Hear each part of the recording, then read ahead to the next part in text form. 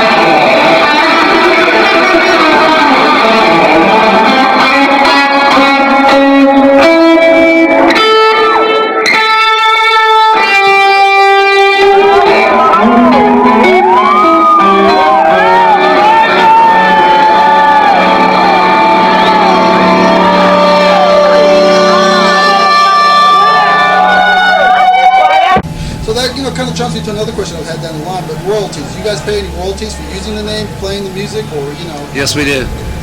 Yeah, we have to pay. Well, that actually the buyers that hire us, ASCAP and BMI come in along with CSAC, and they see what the artist playing. They look at the repertoire, or the roster, and they look at it and they say, well, you got this band coming in here, so you need to pay us this royalty in order for them to, it's like a performance right thing. So do they follow your tour? Do you hand them the tour schedule and they kind of know? Oh no, they go to the venues, so they have a deal with they go to every live venue in the country, even worldwide, I guess now, but I know they do it in the States.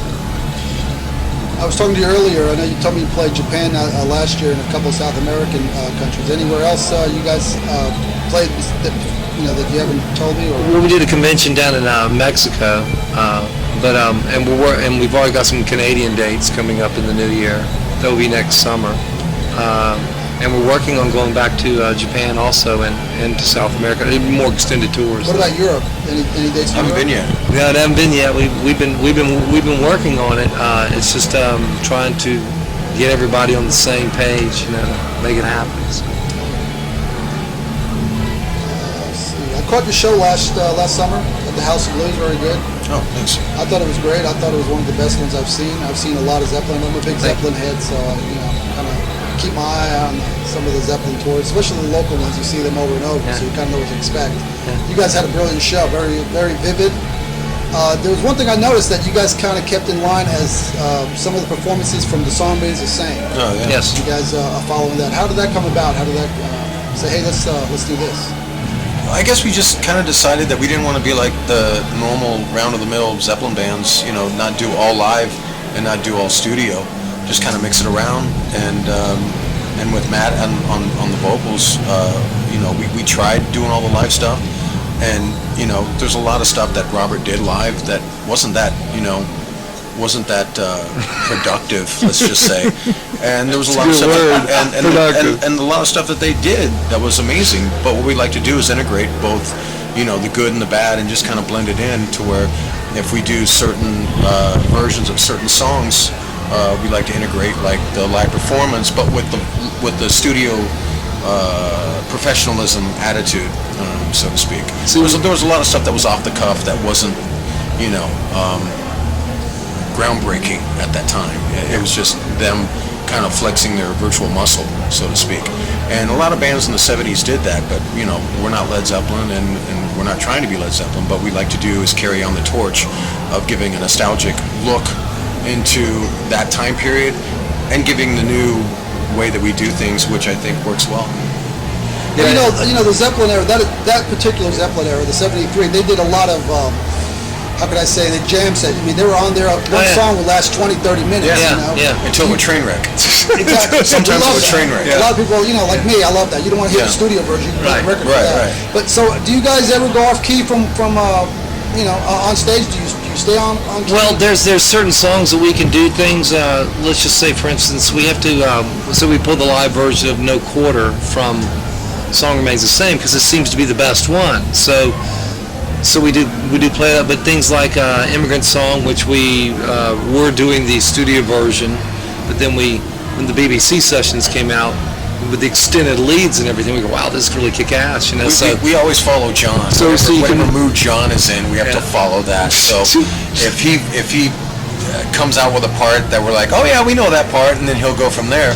But if he starts something totally different, then we'll just wing off of him, and then we come around to Jimmy would do that a lot. He would signal key parts so you knew where the change was.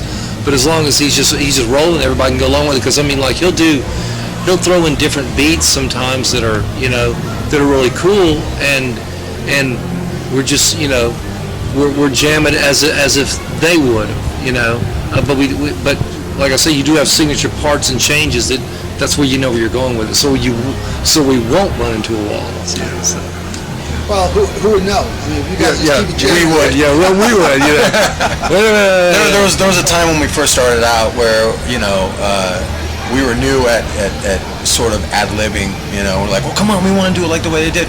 Well, they had certain cues to go by, and they had certain a feel and certain licks that they would use to power off that.